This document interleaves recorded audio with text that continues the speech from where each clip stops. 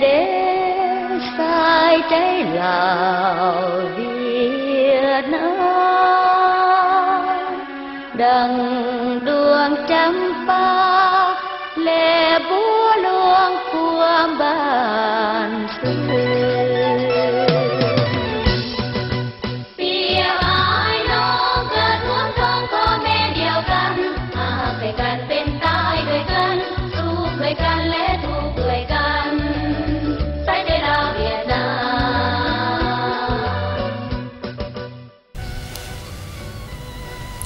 สบายดีท่านผู้ชมที่เคารพยินดีต้อนรับทุกท่านเข้าสู่รายการสายใจลาวเวียดนาม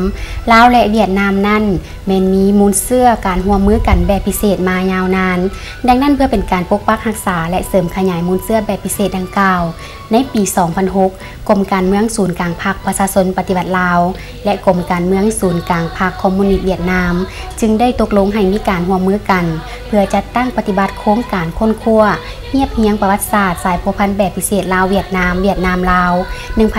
1930-2007 ดังนั้นทางรายการสายใจลาวเวียดนามของพวกเราในมื้อนี้แม่นจะขอนำเสนอพิธีแนะนำปื้มประวัติศาสตร์สายพัวพันธุ์แบบพิเศษสายใจลาวเวียดนามลาว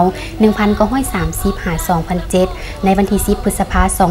2012 แต่ก่อนจะให้ท่านผู้ชมไปรับชมรายละเอียดจากทางรายการจะให้ท่านผู้ชมไปรับชมตัวอย่างจากทางรายการของพวกเราก่อน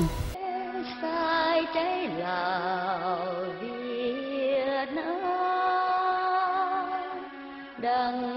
ดวงจำปาเล่บัวหลวงพวงบานซื่อ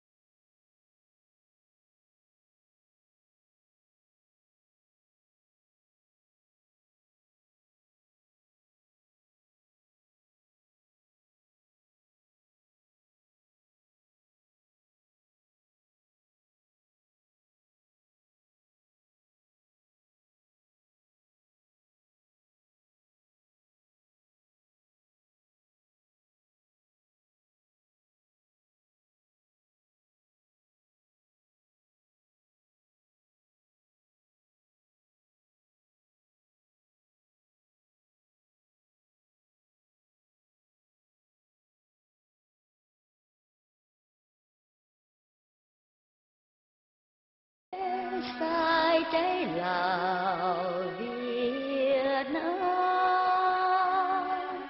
đằng đuông trăm ba lệ